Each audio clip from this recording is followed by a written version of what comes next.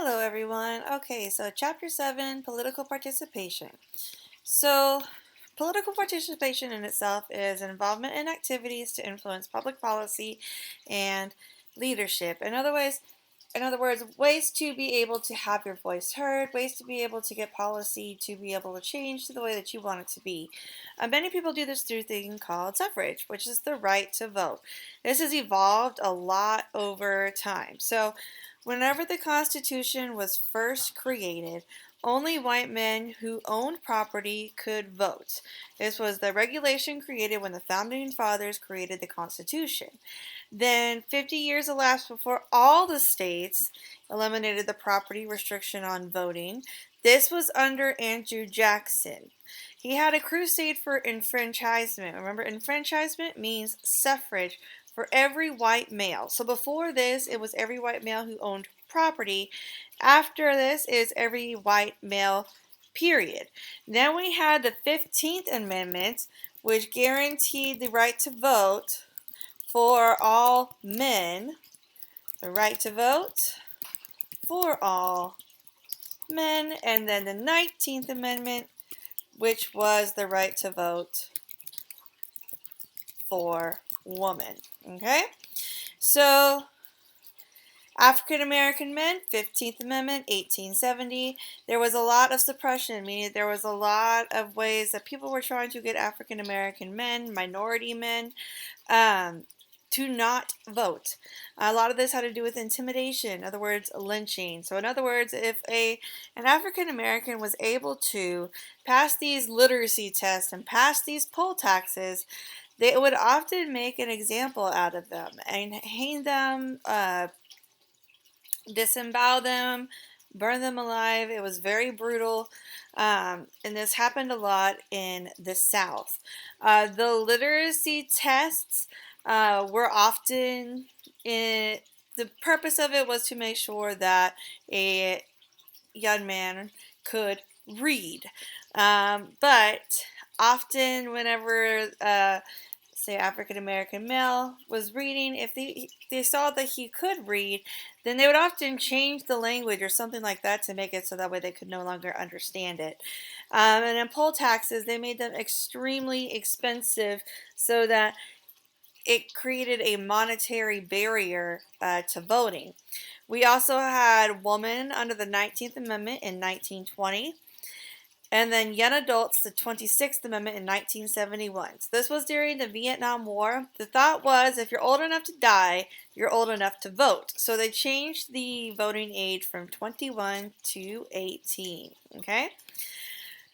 So your book says millions of Americans choose not to vote in national elections, and that turnout in midterm elections is even lower. Although we had started to see the trend going up in political participation, so we'll see if this keeps its pattern of increasing in our voter turnout. We also have registration. This is unique to each state, how a citizen registers to vote.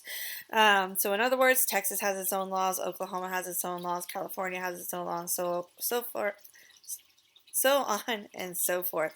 So voter turnout also correlates to the ease of registration. So if it's harder to register, then more often than not, it's also more likely that people are not going to be able to vote as easily. The federal government also tried to help with the Motor Voter Act. So this is basically, when you go to the DPS and you go and get your driver's license, there's a form that you can fill out to register to vote. And then they also do this if you apply for things like Medicaid, food stamps, that sort of thing. They also give you an option to register to vote that way too. So the frequency of elections is another burden on voters. There's numerous off-cycle elections at the state and local levels, meaning that they are not on years that people are really paying attention to because it's not often a very politically active year. So, for example, The state elections happen in between. So the Texas state elections happen in between the presidential elections. So you notice here we have election at 2000 for the presidential election, 2004 for the presidential election, 2006 for the state election, 2008 for the presidential election, 2010 for the state election, and so on and so forth. We also have special elections. So things like if Texas has a unique one where if they want to propose an amendment to the Constitution, they also have special elections for that, for voters to be able to go and approve that amendment. There's also primary elections. There's local elections, such as your mayor election, so on and so forth. So there's a lot. And then also direct primary. So primary is whenever a party basically gives its choice of candidates and the voters choose which one is going to be the main candidate that runs for political office. So we usually associate this with the presidency. So for example, Biden won the primary for the Democrats and Trump for the Republicans. And so one of the reasons why voter turnout tends to be lower than other countries is because we have so many different types of elections. Other democracies, democratic republics, do not have nearly as many elections as we do. And then, as you can see, so over here, voter turnout percentage, as you can see, Belgium is at 85%. And then Italy 80, Germany 75, Great Britain 70, Canada 65, and then the United States at 60%.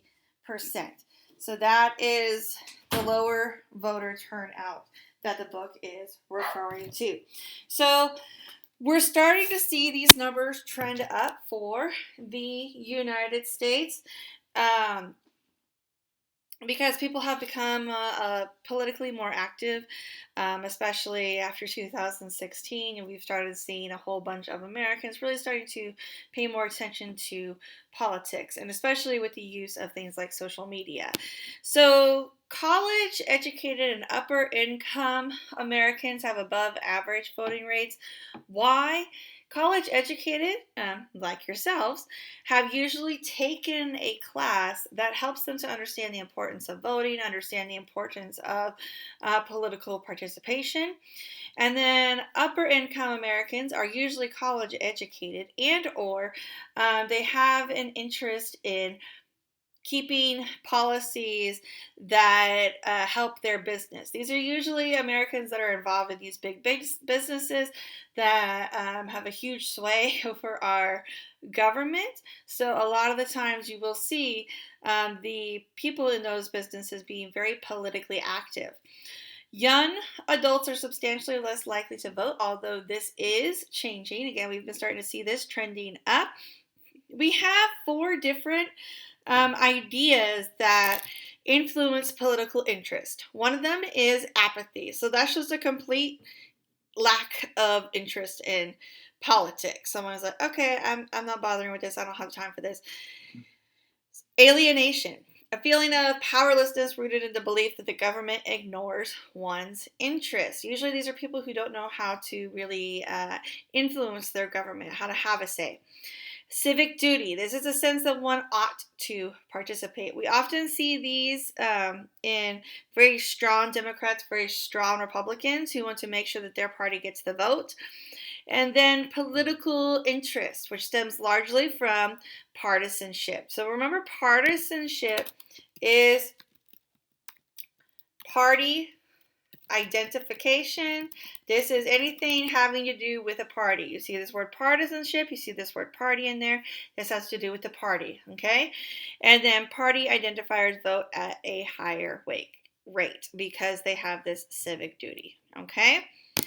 So, voting is the most widespread form of political participation. There are other forms of participation, including participating in campaigning and lobbying. You might notice you might be starting to get texts on your cell phone different notifications through social media of parties, especially for Texas, who are already starting their campaign season for November. Virtual participation, this is things like social media, that sort of thing. Community activities, people who go out and go to rallies and that sort of thing.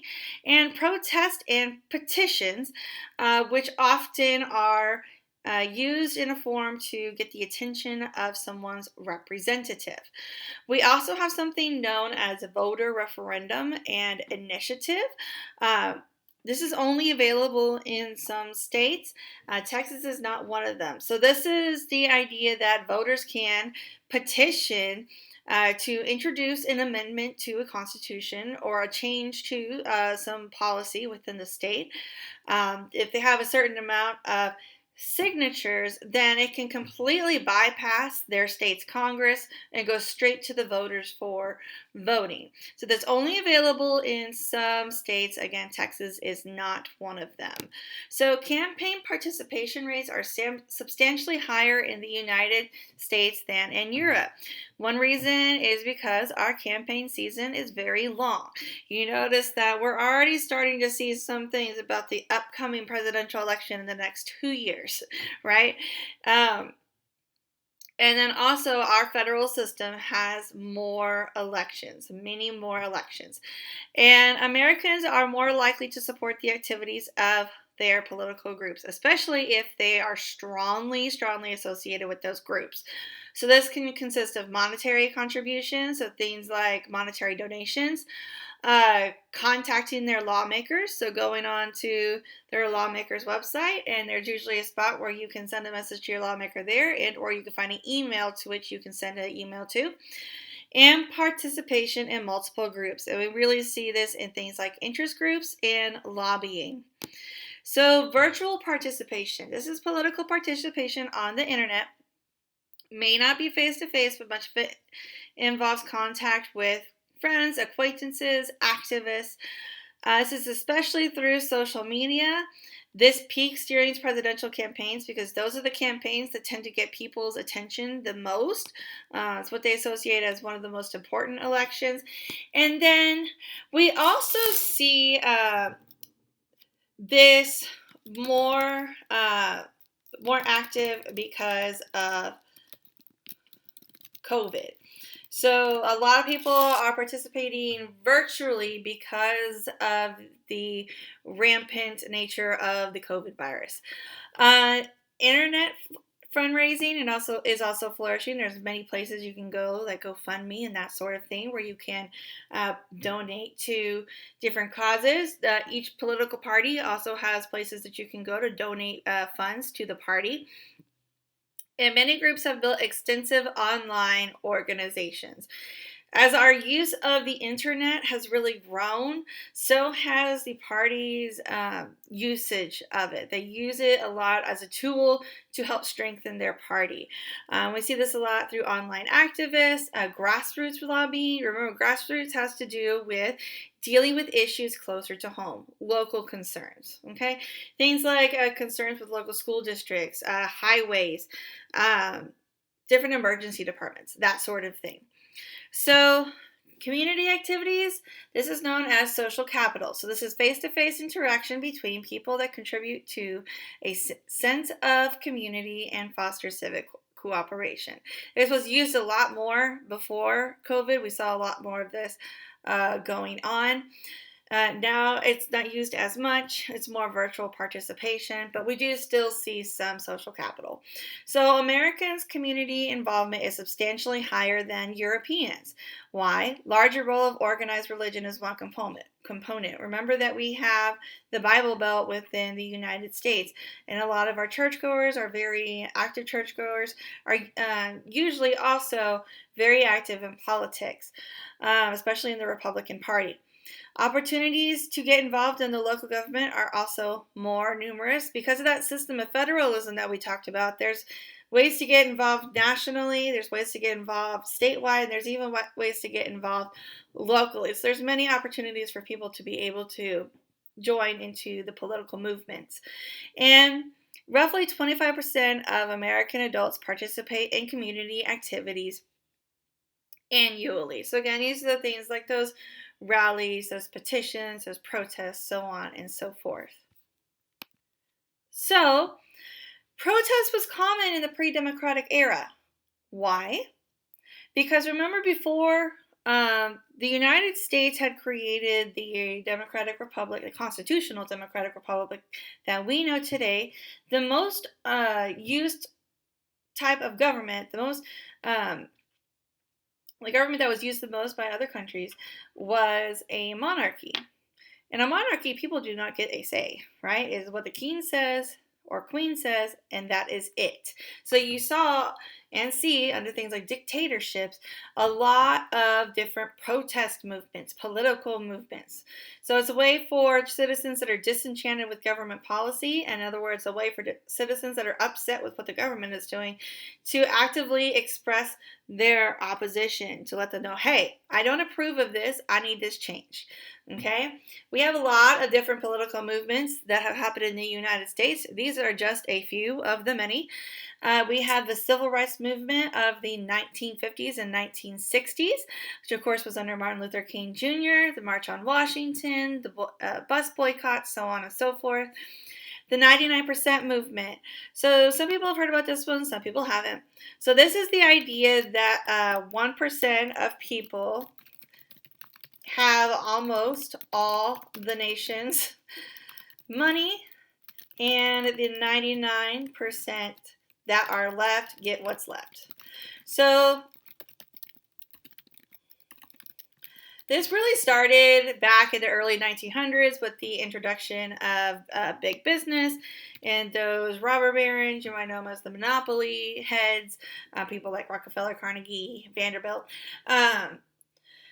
They really started under them, but it really gained a lot of momentum the early 2000s. So the idea behind it is people like, so let's say Bezos, he's the Amazon head guy, right? The Amazon head CEO. So he has enough money to be able to pay off everybody in the United States debt and still have a whole bunch of money left. So that's what that is talking about, how there's 1% of people who have almost all the money. They don't really struggle at all. They're not really needing all that money, basically. And then the other 99% of us get what is left monetarily within the nation. We also have the Black Lives Matter movement, which we really saw being really active in 2020, and we'll get into that and a little bit more in just a minute. And then coronavirus concerns. So you've seen a lot of concerns with vaccines, right, with masks and that sort of thing. So we also have something known as the Tea Party movement that came about at the public's attention on April 15th, 2009. This was in opposition to high taxes. So they called for a sharp reduction in federal spending. They are known as economic conservatives, meaning that they do not like taxation on the people of our nation. And their activities are focused within the Republican Party because this belief in low taxes is one of the Republican Party's platform movements. So the Occupy Wall Street movement also emerged in 2011. It's similar to the 99% movement. It protested how differently the poor and the wealthy live drastically different lives and drastically different life expectancies. So one of the more troubling things that we are seeing is the more money that you make, the longer your life expectancy is. Why? Because you are able to afford more medical care than someone who is living paycheck to paycheck. So that's what that idea is behind. So the Black Lives Matter movement was sparked by the killing of young black men by police officers in several cities, and it sought to highlight the disparities, basically the difference in how white and African American citizens are treated. We also had the hashtag #MeToo movement, which spread virally in 2017. This showed the extent to which women are subjected to sexual assault, sexual harassment, Basically, a sisterhood formed with a lot of women, especially on social media, being able to say, yes, I've experienced this too, and being able to give accounts of their experiences. It also contributed to the firing or resignation of a large amount of powerful men. You might remember Bill Cosby coming under light under this movement, so it had a lot of power behind it. Of recent movements, the Tea Party has been the most successful because this has actually become a very active force within the Republican Party. We see a lot of it um, added to their platforms and everything. In contrast, Occupy Wall Street, they rejected the idea of developing institutional links, so there was no organization to pursue their goals. You have to have organization. You have to be able to get the support and get the backing of a political party to be able to really get your ideas heard. There are third parties within our nation, for example, the Libertarian Party, the Green Party, so on and so forth. But these parties don't tend to be nearly as successful because they are not associated with, fully associated with, the Republican or the Democratic Party, which gets the most attention within our nation. So, political protests have a long history in America. Americans, however, are less likely to protest than citizens in Western democracies. Why?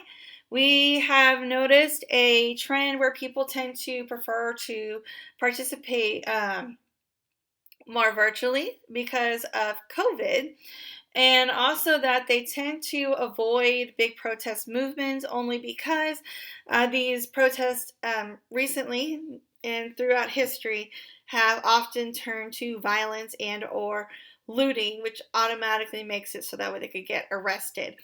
So remember that we do have the right to protest as long as it is a peaceful protest. The minute that it turns violent or the minute that you are participating in some sort of criminal activity, that is the time whenever you have lost that right to protest.